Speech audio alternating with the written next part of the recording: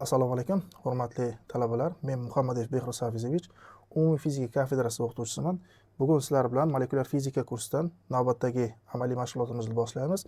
Bugungi darsimiz mavzusi siklik jarayonlar, issiqlik mashinasi hamda Carnot sikli haqida bo'ladi.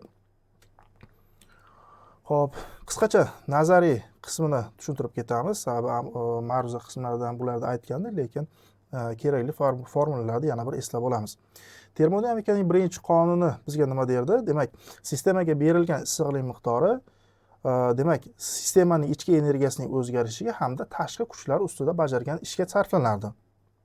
Shu munosabat bilan demak, bu formula shaklida yozsa agar dq teng du plus da ga teng ekan. Demak, bu yerda dqimiz sistemaga berilgan issiqlik miqdori, du esa ichki energiyaning o'zgarishi, da bu yerda bajarilgan ish ekan. Xo'p, gaz hajmining demak izotermik ravishda V1 dan V2 ga o'zgarishida demak ish bajariladi. Bu bajarilgan ish formulasi A barobar m taqsim u RT ln V2 taqsim V1 ga teng ekan. Buni keltirib chiqargandik. Gazning izobarik jarayondagi bajargan ishi esa A barobar P delta V ga, ya'ni hajm o'zgarishida bajargan ishga teng edi. Xo'p, adiabatik jarayonda endi bajargan ish formulasini ham ko'rishimiz mumkin. Bu yerda A barobar RT1 taqsim gamma minus 1 m taqsim u 1 V1 taqsim V2 ning gamma minus birinchi darajasida, yoki buni harorat orqali ham ifodalashimiz mumkin. Harorat orqali ifodalasak agar P1 V1 T1 minus T2 taqsim gamma minus 1 ko'paytirilgan T1 ga teng edi. Bu yerda gamma demak adiabata ko'rsatkichi edi. Hop, bu yerda Carnot siklining umumiy demak sikl tasvirlangan. Demak, Carnot sikli bilamizki, ikkita izotermik va ikkita adiabatik demak chiziqlardan iborat bo'ladi. Ko'rinib turibdiki, birinchisi bu izotermik kengayish, ikkinchi holatda bu B dan C gacha adiabatik kengayish va C dan D gacha izotermik siqiladi va yana A nuqtagacha olib borishimiz uchun demak adiabatik siqishi kerak edi. Va buni mos ravishda o'sha demak animatsion holatda ko'rishingiz mumkin. Hop, Carnot siklining foydali ish koeffitsiyenti bor edi. Carnot siklining foydali ish koeffitsiyenti doimgidek, demak, foydali ish koeffitsiyenti bu bajarilgan foydali ishni demak umumiy ishga nisbati hisoblanadi. Foydali ish bizga bu yerda demak isitgichdan olingan issiqlik miqdorini sovutgichga bergan issiqlik miqdori orasidagi farq hisoblanadi. Ya'ni Q1 Q0 minus Q1 taqsim Q0. Q0 bu yerda isitgichdan olingan issiqlik miqdori, Q1 isitgichdan olingan issiqlik miqdorini o'sha sovutgichga bergan issiqlik miqdori, Q0 umumiy o'sha isitgichdan olingan issiqlik miqdori bizga umumiy energiyani beradi. Xo'p, hadma-had bo'lsa agar 1 minus Q1 taqsim Q0 yoki buni harorat orqali ham ifodalashimiz mumkin. 1 minus T1 taqsim T0 ga teng ekan. Xo'p, mos ravishda demak Q0 isitgichdan olingan issiqlik miqdori, Q1 sovutgichga berilgan issiqlik miqdori, T0 esa isitgich temperaturasi hamda T1 sovutgich temperaturasi hisoblanadi. Yuqoridagi demak tushunchalarga asosan qisqacha ba'zi bir masalalarni ko'rib chiqamiz. Demak, birinchi masalamiz Carnot sikli bo'yicha ishlaydigan issiqlik mashinasi rasmda ko'rsatilgan ishchi jism sifatida demak havodan foydalanamiz. Bu yerda havoning o'sha erkinlik darajasi 5 ga teng bo'ladi. U normal sharoitda, ya'ni 10⁵ paskal hamda 273 gradus Kelvin yoki 0 gradus Selsiyda 1 litr hajmni egallar ekan. Izotermik va adiabatik kengayishdan keyin hajmlar V2 teng 3 litr, V3 teng 5 litr bo'libdi. Siklning har bir qismida gaz bajargan AI ishini hamda butun siklda bajargan ish A hamda siklning foydali ish koeffitsiyentini topish talab qilingan. Hop, berilganlarni biz demak yozamiz. Bosim, normal sharoitdagi bosim, harorat hamda bu normal sharoitdagi demak hajm berilgan va izotermik siqilgandan keyin, izotermik va adiabatik kengayishlardan keyingi hajmlar berilgan. Demak, bizga topilishi kerak har bitta siklda bajarilgan ish, umumiy bajarilgan ish hamda siklning foydali ish koeffitsiyentini topish talab qilingan. Chizmada, rasmda ko'rinadiki, bu yerda demak o'sha masalaga mos ravishda sxema berilgan. Ya'ni A dan B gacha izotermik kengayapti, C gacha demak adiabatik kengayapti hamda teskari nimada ravishda C dan D gacha demak izotermik siqilish hamda A gacha adiabatik siqilish jarayonlari bo'lyapti. Endi Carnot siklining ikkita izoterma hamda ikkita adiabatidan demak tashkil topganligi ma'lum. Yuqorida ham aytib o'tdik va bu yerda o'sha gazning molyar massasini topish maqsadida Mendeleev-Klaperon tenglamasidan foydalanamiz. Ya'ni P1 V1 teng nu R T1 ga teng edi va bu yerdan mu ni topsak P1 V1 taqsim R T1 ga teng ekan. Bizda demak P1 V1 T1lar mavjud. R universal gaz doimiysiligidan buni demak modda miqdorini topishimiz mumkin. Bu yerdagi demak modda miqdori 0,44 molni berar ekan. Xo'p, A dan B ga o'tishga gaz izotermik kengayadi. Birinchi jarayonda bajarilgan ish A1 ni topamiz. A1 demak izotermik ravishda kengayishda bajargan ishga tengligi sababli A1imiz teng RT1 nu ln V2 taqsim V1 ga teng edi. Xo'p, A1 ni topish uchun demak formuladagi kattaliklarni, son qiymatlarini olib kelib qo'ysak agar 110 joule ga teng ekan. Ikkinchi holat demak B dan C ga o'tish uchun jarayon adiabatik kengayadi va bunda temperatura T2 ga T2 temperaturani birinchi bo'lib topib olishimiz kerak. Buning uchun quyidagi tenglamadan foydalanamiz. Ya'ni T2 ning T1 ga nisbati bu V2 ning V3 ga nisbatining gamma minus birinchisiga teng edi. Bu yerdan T2 ni topsak agar T1 ko'paytirilgan V2 taqsim V3 ning gamma minus birinchi darajasiga teng bo'ladi.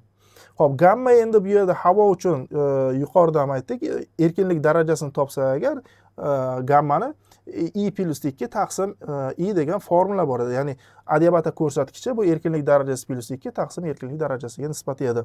Havo uchun erkinlik darajasi 5, 5 plus 2 taqsim 5 demak bu 7 taqsim 5 ni beradi. Shunaqa demak haroratni T2 haroratda agar topadigan bo'lsak agar T1imiz normal harorat bu 273 gradus Kelvin hamda 3 taqsim 5 ya'ni hajmlarimiz 3 litr hamda 5 litr edi. Litrlar hisob ketsa 3 taqsim 5 bo'ladi. Gammamiz 7 taqsim 5 ligidan 1 da ayirib tashlasak, demak bu 0,4 ga teng ekan. Agar buni hisoblasak, haroratimiz 223 gradus Kelvinga teng bo'lyapti. Gazning BC demak qismida adiabatik kengayishda bajarilgan ishni quyidagi ifoda bilan topamiz. Ya'ni A2 barobar RT1 taqsim gamma minus 1 nu 1 minus V2 taqsim V3 ning gamma minus birinchi darajasi yoki yuqorida aytib o'tganimizdek buni harorat orqali ham ifodalashimiz mumkin va ikkinchi ifodamiz bu harorat orqali, ya'ni A2 barobar RT1 taqsim gamma minus birinchisi nu 1 minus T2 taqsim T1 ga teng. Sababi bu yerda yuqorida mana bu undan ko'rinadiki V2 taqsim V3 ning gamma minus birinchi darajasi bu T2 taqsim T1 ga teng ekan. Xo'p, demak yuqoridagi ifodaga agar berilgan kattaliklarni qo'ysak agar bu yerda universal gaz doimiysi 8,31 ga teng, normal temperatura 273 va adiabata ko'rsatkichi 0,4 ga teng ekan hamda modda miqdorimiz 0,44 chiqdi. 1 minus 223 taqsim 273. Buni hisoblaydigan bo'lsak agar 46 joule ekan. Demak, ikkinchi jarayon bu adiabatik kengayishda bajargan ishimiz 46 joule ga teng ekan. Xo'p, izotermik siqilishdan keyin gaz hajmi V4 ni dA ga o'tishida adiabatik jarayon tenglamasidan foydalanamiz. T1 minus T2 miz V4 taqsim V1 ning gamma minus birinchi darajasiga teng edi. Xo'p, bu yerdan agar V4 ni topadigan bo'lsak, V1 T1 taqsim T2 ning 1 taqsim gamma minus birinchi darajasi bo'ladi. Hamda mos kattaliklarni olib borib qo'ysak agar V4 ni topamiz. Demak, V4 hajmimiz 1,67 10 darajasi minus 3 metr kubni berar ekan. U holatda C dan D ga izotermik siqilishda bajargan ishni quyidagi tenglama orqali topamiz. Bu uchinchi jarayonimiz A3imiz teng RT2 nu ln V4 taqsim V3 ga teng ekan. Xo'p, mos ravishda bu yerda demak kattaliklarni qo'yish orqali A3 ni topamiz. A3 demak izotermik siqilishda bajargan ishimiz 89 joule ekan. Bu minusni nima uchun chiqqanligini tushuntirib o'tamiz. Sababi izotermik siqilishda bu yerda biz bilamizki gaz ustida ish bajariladi va gaz tashqi kuchlar ustida ish bajaradi. Agar gaz tashqi kuchlar ustida ish bajarsa, bunda bajargan ish musbat, tashqi kuchlar gazni ustida ish bajarsa, bunda bajarilgan ish manfiy hisoblanadi. Sababi gaz kengayishda musbat ish bajaradi, siqilishda esa manfiy ish bajaradi. Hop, gazning dA adiabatik siqilishda bajargan ishi oxirgi qismini hisoblaymiz. A4 bu R(T2) gamma minus birinchisi nu 1 minus T1 taqsim T2 ga teng bo'ladi. Bu ham kattaliklarimizni o'rniga qo'ysa agar minus 46 joulga teng bo'lyapti. Xo'p, demak har bitta siklda bajargan ishlarni topdik. Endi bizdan so'ralgan narsa bu umumiy siklda bajargan ish. Umumiy siklda bajargan ishni topishimiz uchun har bitta siklda bajargan ishlarning yig'indisini olishimiz kerak. Summa AI. Bu yerda demak A o'rniga qo'yib chiqsak, A barobar birinchida demak 110, ikkinchi 46 joul, uchinchida minus 89 va minus 46 joul ish bajardi. Umumiy bajargan ish esa 21 joulga teng bo'lyapti. Hop, foydali ish koeffitsiyenti yuqorida aytib o'tganimizdek bu 1 minus T2 taqsim T1 ga teng edi. 1 minus T2'miz bu 223 Kelvin chiqdi. T1'imiz bu normal temperaturaligi sababli 273 gradus Kelvin. Buni hisoblasak 0,18 ekan, yoki bu degani 18% chiqadi. Xo'p, demak javoblarimiz quyidagicha. Birinchi siklning har bitta siklda bajarilgan ishimiz 110, 46, minus 89 va minus 46 joul chiqdi. Umumiy ishimiz 21 joul, eta esa 0,18 ga teng ekan. Ikkinchi masala, rasmda ko'rsatilgan dizel dvigatelning foydali ish koeffitsiyentini topish kerak. AB atmosfera bosimiga teng bosimda silindrga havo o'sha so'rilishi, BC esa havoning adiabatik siqilishi, CD izotermik kengayish, DE adiabatik kengayish, YB qismimiz esa klapan ochilganda bosimning izohorik pasayishi, BA yonish o'sha qoldig'ining porshenidan demak chiqib ketishi ekan. Mos ravishda demak chizmada bular ko'rsatilgan. Buni demak hisoblab chiqamiz. Birinchi, rasmda ko'rsatilgan siklda Q1 issiqlik CD qismga P teng konstanta holatda uzatiladi. Ya'ni CD ni ko'rsa agar mana bu chiziqda demak bosimimiz konstanta holatda bo'ladi va bunda o'sha berilgan issiqlik miqdori Q1'imiz teng Cp T3 minus T2 ga teng ekan. Cp bu yerda doimiy bosimdagi issiqlik sig'imi hisoblanadi. Xo'p, bu yerda T2 va T3lar izohorik kengayishda boshlang'ich va oxirgi temperaturalar hisoblanadi. Issiqlik demak Q2 YB holatida, demak Y'dan B holatda o'zgarishda bu yerda hajm o'zgarmas bo'lyapti. Mana qarayotgan bo'lsangiz, hajm konstanta holatida demak issiqlik uzatilishi sababli Q2'miz CV ko'paytirilgan, demak T4 4-chi haroratdan birinchi nuqtadagi harorat ayirmasiga teng ekan. Yuqoridagi T4 va T1 YB o'tishda boshlang'ich va oxirgi temperaturalar hisoblanadi.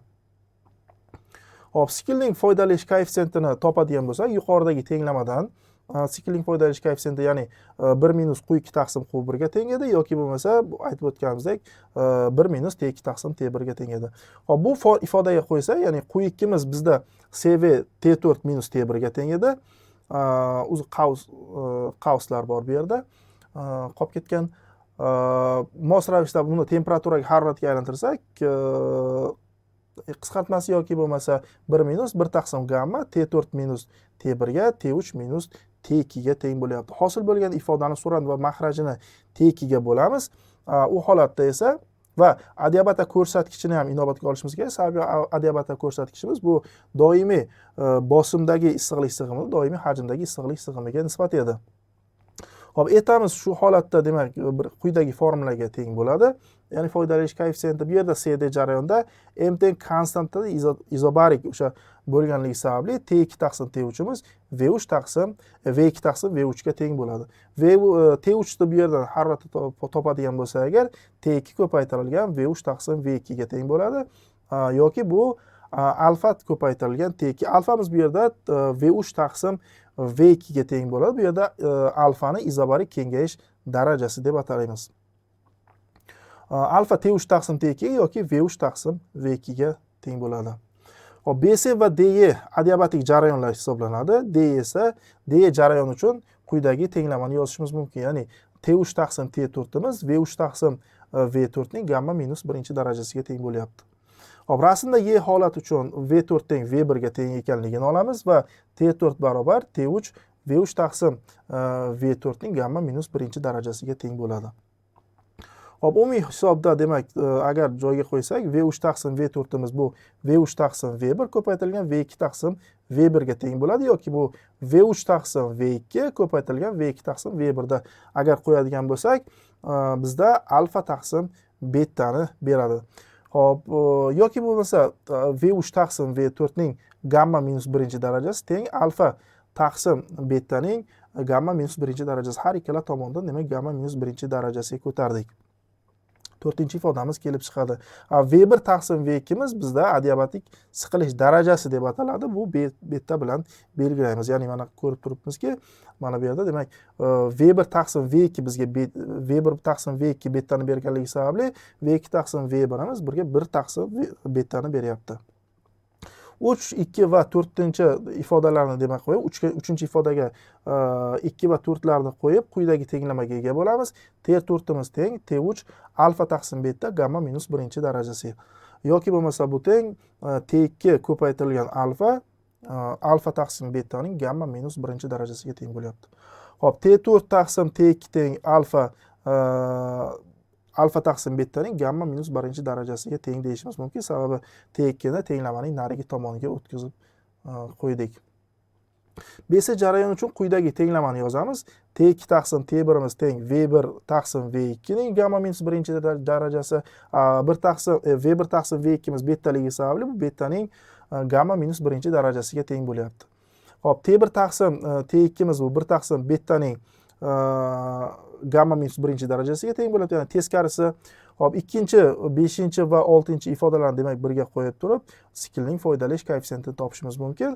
Bu yerda siklning foydalanish koeffitsiyenti 1 minus 1 taqsim gamma, alfaning gamma darajasi minus 1 bo'lingan, betaning gamma darajasi minus 1, alfa minus 1 ga teng ekan. Mana bu demak yuqorida ko'rsatilgan chizmaning rasmdagi siklning demak foydalanish koeffitsiyentini beradi. Keyingi masalaga o'tamiz. Yoqilg'i dvigatelning ishlanishiga ketadigan demak soatlik yoqilg'i sarfi delta m ni aniqlang.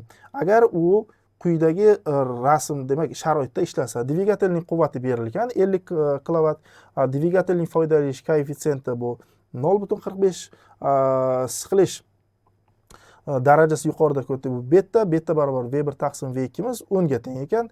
Benzinning solishtirma yonish issiqligi esa 45 megajoule taqsim kilogramm, adiabata ko'rsatkichi 1.4, berilgan quvvat uchun nazariy yoqilg'i sarfi esa 6.7 kilogramm taqsim soat, ya'ni soatiga 6.7 kilogramm yoqilg'i sarflar ekan. Demak, rasmda ko'rsatilgan sikl bu Otto sikli deyiladi va bunda 0 dan 1 gacha bu ishchi aralashmaning so'rilishi, birinchi, ikkinchi bu adiabatik siqilish ko'rish mumkin va 2 dan 3 gacha yonish mahsulotining bosimining izohoriy oshishi, 3 dan 4 ga o'tish bu adiabatik kengayish, 4 dan 1 ga o'tish klapan ochganda bosimning tushishi hisoblanadi. 1 dan 0 bu porshen bilan yonish mahsulotining chiqishi bo'lyapti. Bular mos ravishda chizmada ko'rsatilgan. Hop, bizga berilgan yozamiz, demak, berilgan kattaliklarni va siklning foydalanish koeffitsiyentining umumiy formulasi bu 1 minus Q2 taqsim Q1 ga teng edi. Q1 ishchi jism isitgichdan olingan issiqlik miqdori, Q2 esa ishchi jismning sovutgichga bergan issiqlik miqdori hisoblanadi. 2 dan 3 ga izohoriy jarayonda issiqlik beriladi va bu issiqlik sig'imi umumiy o'zgarmas hajmdaligi sababli bu CV T3 minus T2 ga teng bo'ladi. Yuqorida ham ko'rdik. Xuddi shunaqa 4 dan 1 bu izohoriyligi sababli bu ham demak ikkinchi jarayonimizdan CV T4 minus T1 ga teng bo'ladi. Umumiy holda Q2 taqsim Q1 imiz T4 minus T1 T3 minus T2 ga teng bo'lar ekan. 3 dan 4 va 1 dan 2 adiabatik jarayonlarda esa T2 taqsim T1 V1 taqsim V2 ning gamma minus birinchi darajasi bu teng beta gamma minus birinchi darajasiga teng bo'ladi. Demak, yuqoridagi ifodamizni yozdik. Bundan T2 ni topishimiz mumkin. T1 ko'paytirilgan betaning gamma minus birinchi darajasiga teng bo'ldi. Yoki T3 imiz T4 beta gamma minus birinchi darajasiga teng bo'ldi. 3-chi ifodani 2 ga qo'yib quyidagiga ega bo'lamiz. Demak, Q2 taqsim Q1 imiz yuqorida ko'rganimizdek T4 va T1lar o'rniga demak qo'yib chiqsa agar bu 1 taqsim betaning gamma minus birinchi darajasiga teng bo'ladi. U holda to'rtinchi ifodani inobatga olsak, birinchi ifodadan siklning nazariy foydalanish koeffitsiyentini topishimiz mumkin. Bu demak 0,6 ga teng bo'lyapti. Haqiqiy foydalanish koeffitsiyenti quyidagi formula bilan aniqlanadi. Ya'ni quvvatni vaqtga ko'paytirib, m qga nisbat olishimiz kerak.